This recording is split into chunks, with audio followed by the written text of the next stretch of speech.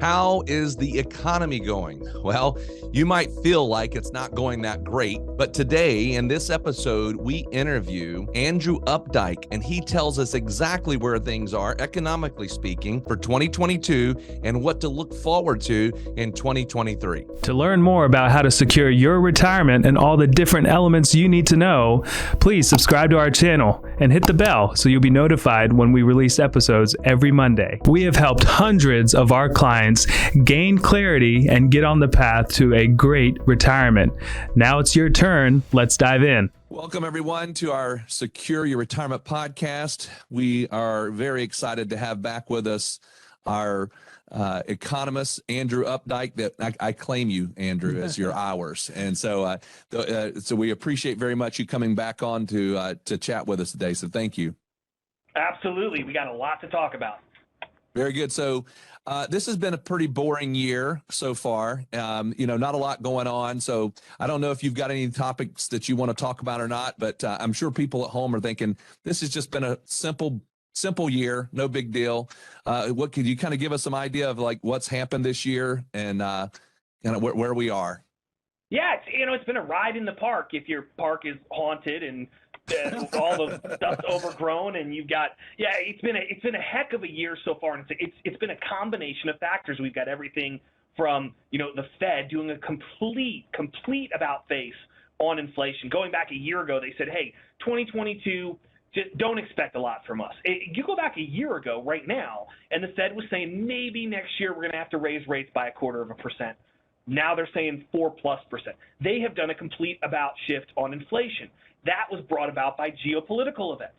We've got Russia and Ukraine, the ongoing crisis that's taking place out there, impacted energy prices, impacted food prices. And as you think about it, energy is so interconnected into so many things we do.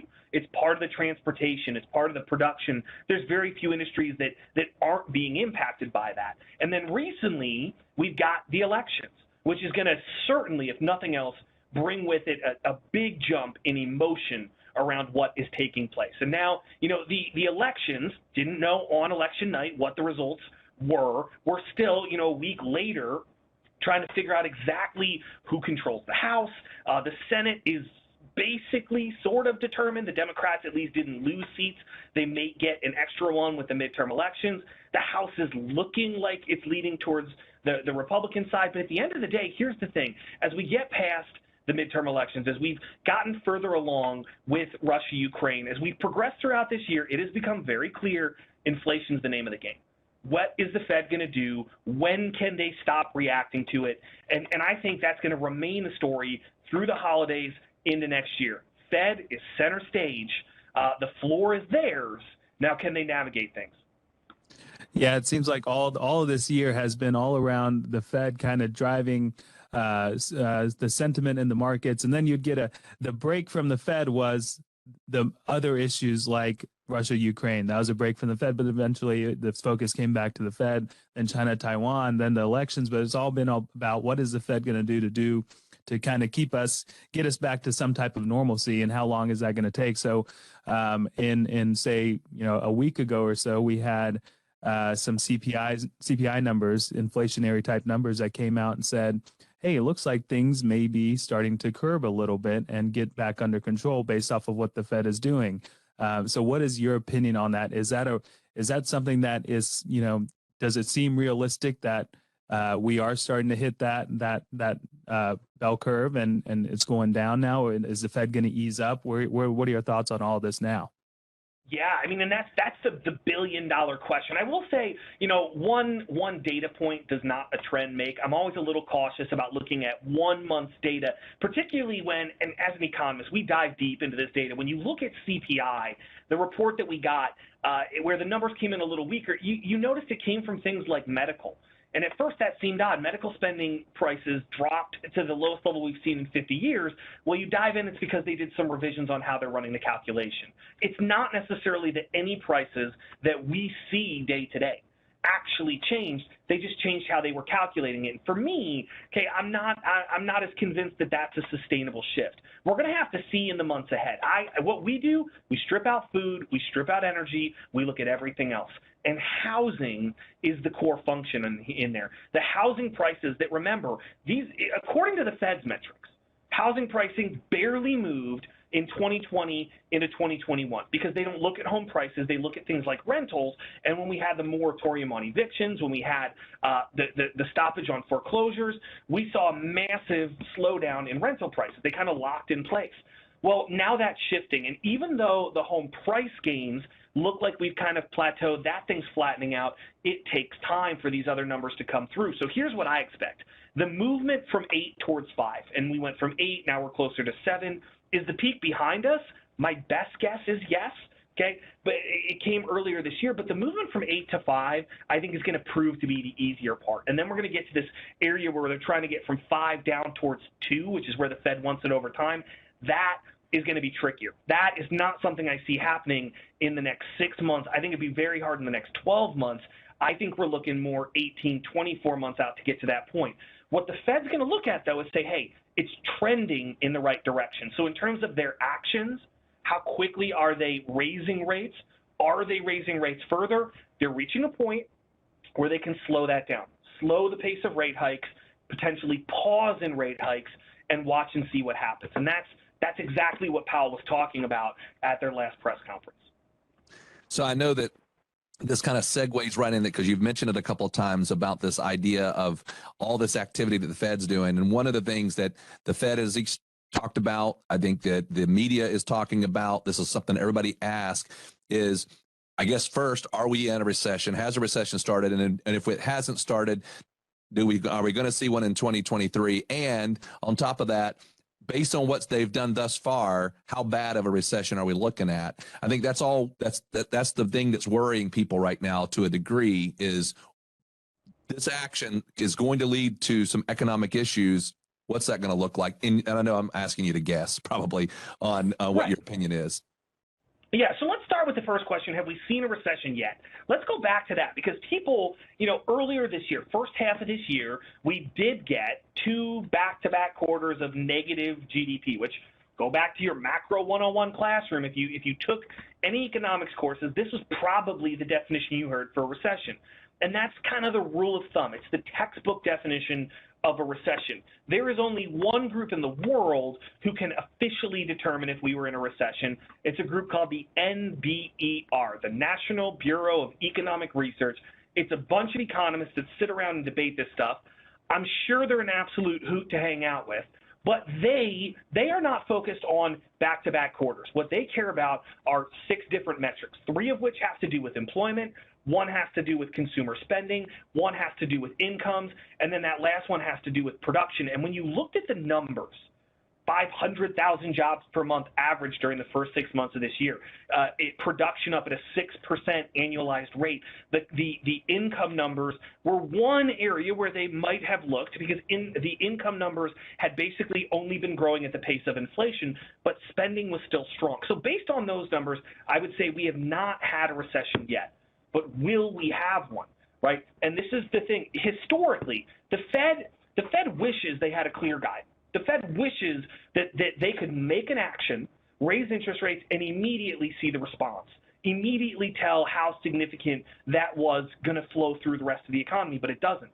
Monetary policy operates with a lag. When they raise interest rates, the economy absorbs it. And think about it. Here's one of the things I think about. If you're a company, when the Fed raises interest rates, it becomes more expensive for you to borrow and invest in people, in products, in projects. Now, when you have your equipment, you're a manufacturing company, you got equipment on the line, you're not replacing the equipment every day, every week, every month, but maybe you're doing maintenance. Maybe you're bringing new stuff in every 6 months, 12 months, 18 months. As we hit those points where the higher rates cause some companies to say, you know what, maybe we're going to pause on this for a little while. Maybe we're going to slow some new investment. That's ultimately what leads to the slowdown in the economy. We don't have the same level of investment. We're not seeing the purchases of the inputs that go into products. And it can have a big impact. It can be like the late 1970s into the early 1980s. Paul Volcker said, I have no idea how high we need to go, so I'm going to just jack rates knowing I'm probably going to overdo it.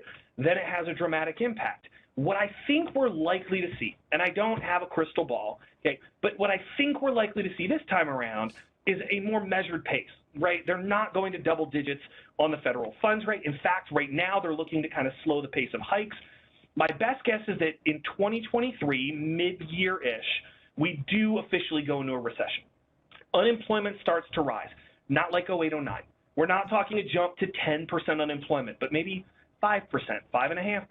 We do see growth slow for 2-3 quarters, but it's not a precipitous drop, right? It's a slowdown where things basically go flat to slightly negative. You want to look at one period in time that I would most compare this to. It's 1990, 1991, okay, which was a milder recession. Now, the Fed could change that. Geopolitical events, if China invades Taiwan, throw that out the window. If we see some really, truly unexpected event, right, it could change that. But my best guess right now, based on who's the moving factors, who are the groups that are most impacted, where is GDP most impacted, I would say recession, second half of 2023, milder recession, and then we get through it and we get back to sustained growth. Gotcha. So on that topic, let's talk about layoffs or impeding layoffs that are we're hearing about all the time, like Facebook, Meta. They just said last week that they're going to lay off 10% of their employees. I mean, that's a large number for a company as big as they are. But, in 2020 and 2021, a lot of companies, a ton of companies had some major growth. And I think that they hired ahead of that growth, thinking that it was going to be very sustainable. So do you think some of these layoffs are coming because companies are actually hurting, or is it because they just overhired for what should have been, the growth that they were the path that they thought they were on? It's a combination of both, I think. One is that some companies price themselves to pandemic perfection, right? And Zuckerberg came out and said this. He said, look, we were seeing increased engagement. We were seeing people, because they were home, because they were more online, they were engaging with this content more frequently. They were engaging with ads. So they invested in it. They said, hey, maybe this is a bit of a shift in terms of how people are operating, how they're spending their time, how they're spending their money. And some of that did prove to be temporary. I mean, a classic case of this is think about like a Peloton, right? And I'm not talking about the investability of the company, but just think of the product. When we went into COVID, people were like, everybody's going to buy a Peloton. You couldn't go to the gym, so people are now, they're home, they're going to work out from the house, and everybody's going to buy the subscription package, and this is starting a new regime on how we work out. And then 6 months later, they were making nice towel racks, right? But a lot of people had priced in that this company had changed the way we operate. In the short term, that was one of the factors. And I do think companies, Amazon was a similar one. Amazon had to hire massively because when you couldn't go to the hardware store down at the corner, you needed them to bring things to you. So that increased direction, that increased movement towards purchasing from them, it did necessitate in that short to intermediate term more people. Now we're seeing a shift from the good side back towards services, which from the tech side, you would think maybe they shouldn't be as impacted. They're more of a service-based company. But think about if you've got a Facebook, if you've got a tech company that relies on advertising, it's one of the first things people pull back on in this environment. And that's where those companies are really getting hit. So there is a combination of they overhired for the environment they were in. They priced in that movement happening for longer. And at the same time, now that things are shifting, there's a slowdown in demand. However, that demand is also still going other places. I'm seeing this when I'm on the road. I'm seeing it at the airports. I'm still seeing it at the hotels.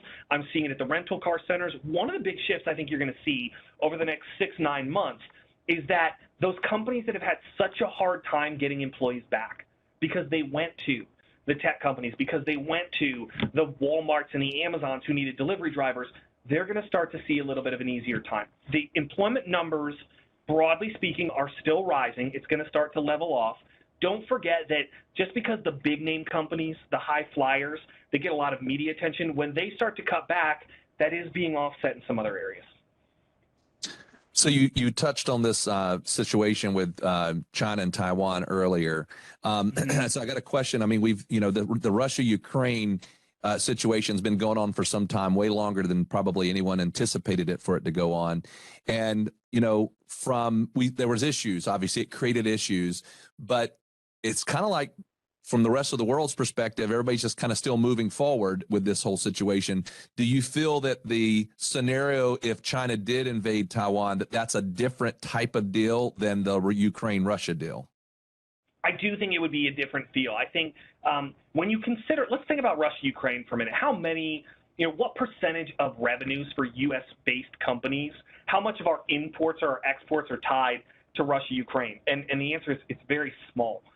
Generally speaking, they represent a very, very small fraction of total revenue, total exposures internationally. Taiwan is so centrally critical for manufacturing on the semiconductor side. It is we keep moving towards a more tech-driven world, and semiconductors are at the core of it. So there are more companies with a greater reliance on the production of a place like Taiwan that they will, I believe, if China does look to invade, they would act swifter, they would act more aggressively, and it would be a greater global response among the major developed markets. Russia-Ukraine was going to impact energy. It was going to impact fertilizer, but there's other ways you can get that. The semiconductors, which have been an issue already for the last year, year and a half, right, 2 years, we're trying to resolve some of that. If you look around the United States, I was just the other week in Ohio and in Columbus. They're building a brand new, I think it's a $20 billion facility, but it takes years to get that in place. So in the meantime, that central component to the most profitable, largest growing industry in the United States, technology, it has a major artery that goes through Taiwan. And so we noticed this with Biden. Whatever the election results, whether it was Biden, whether it was Trump 2 years ago, whatever happened in the midterms, you are not hearing anybody in Washington say, maybe we should ease up on what we're doing with China. Maybe we should ease up on restrictions. Maybe we should ease up on some of the diplomacy stuff. No, everybody says this is critical. This is core in a way that Russia-Ukraine was not. I mean, do I wish Russia-Ukraine was already resolved? Absolutely. I wish that we got a peaceful ending to that, but China-Taiwan would be more economically impactful. So we'll see how all that plays out, and I think it'll take some time to figure it all out. So I've got a little end of year best guess for you, and just maybe you could just talk about the S&P 500. With the CPI getting everyone excited, midterms historically are pretty decent in these years. And then we've got about a month and a half roughly left in the markets, and sentiment's going up in the markets. Where do you think things go from here? I know it's a short period of time. Do we stay somewhat range bound, or does it kind of break through positively?